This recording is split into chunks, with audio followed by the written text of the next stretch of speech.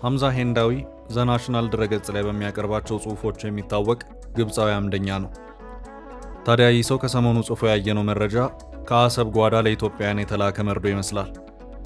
በእርግጥ አንዳንዶች እንደሚጠረጥሩት የአያጅቦ መጣልህ ማስፈራሪያም ሊሆን ይችላል።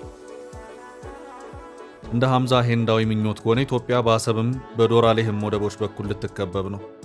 ይሄ ደግሞ ዛሬ ስለሰማነው የሚያስገርመን መረጃ ሳይሆን ገና ከጠዋቱ ምሁራን ሲያሳስቡን የነበረ ጉዳይ ነው። አዎ በጂኦፖለቲካ የዳበረ እውቀት ያላቸው ምሁራን የኢትዮጵያ ጠላቶች በወደብ በኩል አድርገው አንድ ቀን የኢትዮጵያ አንገት ላይ መቆማቸው አይቀርም ሲሉ ተንብየው ነበር። አስፈሪ ትንቢታቸው በሐምዛ ሄንዳዊ በኩል እውን መሆኑ ከሰሞኑ በስፋት እየተወራ ነው። ለመሆኑ ግብፅ በአሰብና ዶራሌህ በኩል መታ ኢትዮጵያን ለመውረር ያቀደችው እንዴት ነው? ከሰሞኑ ጭምጭምታ ወደ ኋላ ሄድ ብለን ታሪካዊና ምሁራዊ እይታዎችን እንመልከት።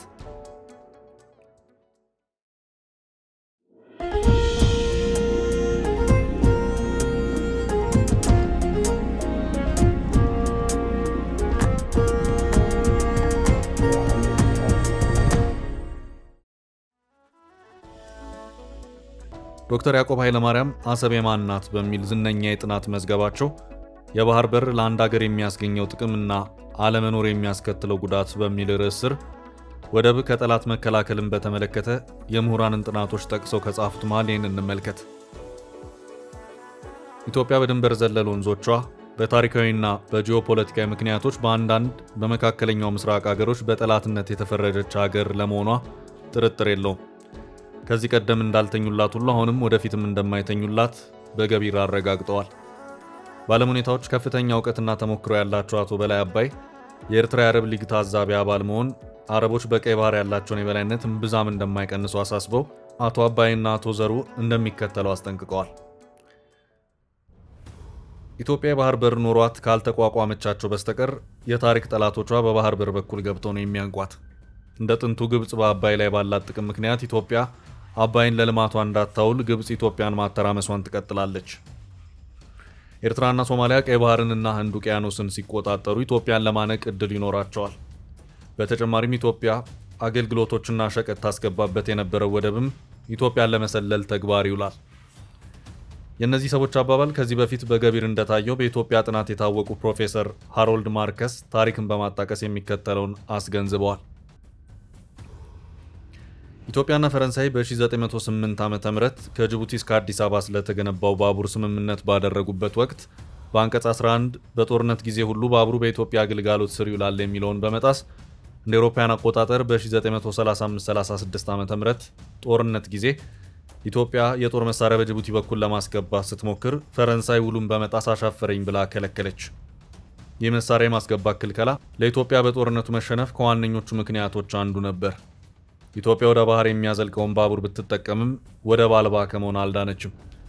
ኢትዮጵያ ከባህሩ አካባቢ የሚያገሏት የቅኝ ገዢዎች ውል ባትቀበላቸውም ካለ ወደቦቿ በጎረቤት ሀገራት ቅኝ ገዢዎች ጫና ስር መውደቁ አልቀረም። ጣሊያኖች በጦርነት ወቅት በኢትዮጵያ ወታደር ላይ ከነሰነሱት በዓለም ሕግ ከተከለከለ የመርዝ ጢስ ውጪ ኢትዮጵያን በጦርነቱ ለሽንፈት የዳረጋት ቀጥተኛና ወቅታዊ ዋነኛ ምክንያት የምድር ባቡሩ በፈረንሳይ ፖለቲካ ጫና መውደቁ ነው። ይህም ማለት ባጭሩ ለኢትዮጵያ በጦርነቱ መሸነፍ ዋነኛው ምክንያት ወደብ አልባ መሆኗ ነው። እንግዲህ ኢትዮጵያ ለጠላት ጥቃት የተጋለጠች እንደመሆኗ መጠን መከላከያ ኃይሏን ማጠናከር ይገባታል ማለት ነው። ለዚህም የመከላከያ ኃይልና መሳሪያ መኖሩ ይግድ ይላል። ተፈላጊው መሳሪያ ማለፍ ያለበት በሌላ ሀገር ወደብ አድርጎ በመሆኑ እንቅስቃሴው እክል ሊገጥመው ይችላል። የዓለም አቀፍ ሕግ እንደሚደነግገው አንድ ወደብ አልባ ሀገር ሰላማዊ ዕቃዎችን በሌላው ሀገር ወደብ የማስተላለፍ መብት አለው። ይህ የሚሆነው ግን ባለወደቡ ሀገር የሚጠይቃቸው ስርዓቶችንና ክፍያዎችን ፈጽሞ ሲገኝ ነው።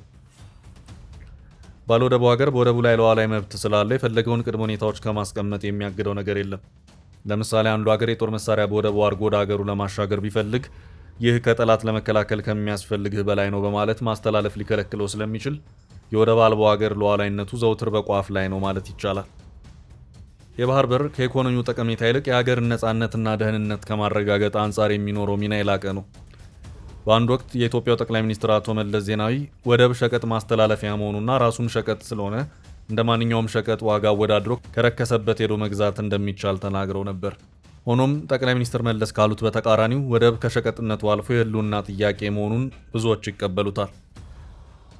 ሳሙኤል ፒያት ሜንፊ ስለ ኢትዮጵያ የባህር በር መዘጋት የሚቀጥለውን ብለዋል። ከአፍሪካ ቀንድ በህዝብ ብዛት አንደኛ፣ በአህጉሪቱ ደግሞ ሶስተኛ፣ በአሁኑ ወቅት ሁለተኛ የሆነችው ሀገር ወደብ አልባ በመሆኗ ደህንነቷ በቋፍ ላይ ተንጠልጥሏል። ጠቅላይ ሚኒስትሩ የባህር በር የሀገር ነጻነትና ደህንነት በማረጋገጥ በኩል ያለው ወሳኝነት ሳይገነዘቡት ቀርተው ሳይሆን ሸቀጥ ማስተላለፊያ ነው ያሉት ኤርትራ የአሰብን ወደብ በመከልከሏ ምክንያት የሚበግነውን ህዝብን ለማዘናጋት ይመስላል። በባህር በኩል አድርጎ የሚመጣን ወራሪ ኃይል ለመመከትና እዚያው ባህር ውስጥ ማስቀረት ከመሬት ውጊያ በጣም የቀለለ ለመሆኑ የጦር ስልት ታዋቂዎች ይናገራሉ። ወደብ አልባ ሀገርን ለመውረር በወደብ በኩል ገብቶ ወደ ተወራሪው ሀገር ለመዝለቅ በየብስ አድርጎ ከመሄድ በባህሩ በኩል መግባት የቀለለ መሆኑ እነዚህ የጦር ስልት ታዋቂዎች ይናገራሉ። ኢትዮጵያ በተደጋጋሚ ጠላቶቿ በቀይ ባህር በሚገኙ የባህር በሮች በኩል አድርገው ገብተው የሀገሪቱን የሰሜን ክፍል ይዘው ነው ወደ መሃል ሀገር የዘለቁት። የእንግሊዙ ጀነራል ናፒየር አጼ ቴዎድሮስን ለመውጋት ወደ ኢትዮጵያ የገባው በዚሁ በቀይ ባህር ወደብ በኩል በዘይላ አድርጎ ነው። አቶ ኃይለ ሚካኤል ገብረ አናንያ የቀድሞ የተባበሩት መንግስታት ባለስልጣን ከኤርትራ ጋር የተደረገውን ጦርነት አስመልክቶ በጦርነቱ ወቅት በሰጡት ቃለ ምልልስ በቅርብ ጊዜ የሆነውን በመገምገም ወደ ኤርትራ የሚጫነው የጦር መሳሪያ ኢትዮጵያን ለመውጋት መሆኑን ገልጸው የራሳችን የባህር በር ቢኖረን ኖሮ ጠላት የኢትዮጵያን መሬት ሳይረግጥ መሳሪያውን መቆጣጠር ይቻል እንደነበር፣ አሁን ግን ከመሬታችን ድረስ እስኪደርስ እጃችንን አጣምረን እያየን በመሆኑ ቅሬታቸውን ገልጸዋል። ከታሪክ መሪር ተሞክሮዎች በመነሳት ነበር ኢትዮጵያ በምጽዋ ጠንካራ የባህር ኃይል ገንብታ የአያሌ ጦር መርከቦች ባለቤት በመሆን የኢትዮጵያ የጦር መርከብ ቀይ ባህርን እያሰሱ እስከ ሜዲትራኒያንና አንዱ ውቅያኖስ ድረስ ይዘልቁ የነበረው። እንደ ዛሬ ኢትዮጵያዊነት በዘር በማይመነዘርበት ዘመን የመጀመሪያ የጦር መርከብ ስሙ ዘራይ ደረስ ይባል እንደነበር መዛግብት ያስረዳሉ። ዛሬ ሁኔታው በሙሉ የተገላቢጦች ሆኖ አሰብ የነበረው የባህር ኃይሉ ቅርንጫፍ ጣቢያ ወይም ቤዝ በኤርትራውያን እጅ ወድቆ እንደ ጥንቱ አሰብ ኢትዮጵያን ለማጥቃት ዋነኛ መግቢያ በር ልትሆን እንደምትችል መገመት አያዳግትም። በሻዕቢያና በደርግ መካከል የነበረው ጦርነት ተደምድሞ አሰብ የነበረው የባህር ኃይሉ ማዕከል ተዘግቶ የኢትዮጵያ የባህር ኃይል ተበታትኖ ወደ የመን ይሸሹ ከነበሩት የባህር ኃይሉ አባላት አንዱ እንዲህ ሲል አንጎራጎረ ይባላል። የባህር ኃይላችን መልህቅ የጣለበት፣ የጠቅላ አሽከሮች በፓሪስ በኒውዮርክ የተሟገቱለት፣ ያሉላ ፈረሶች ውሃ የጠጡበት፣ የኢትዮጵያ ወጣቶች ዋና የዋኙበት፣ የታለ ባህሩ በደም የማልንበት።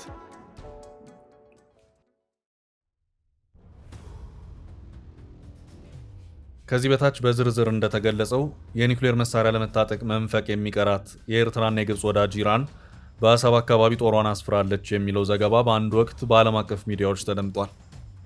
ኢትዮጵያ ከኤርትራ ጋር በጠላትነት እስከተፋጠጠች ድረስ አሰብ የጠላት መርከብ ማረፊያ ሆና የጦር አውሮፕላኖች ከመርከቦች ወይም ከወደቡ እየመጠቁ ተነስተው ኢትዮጵያን ለማጥቃት ይችላሉ።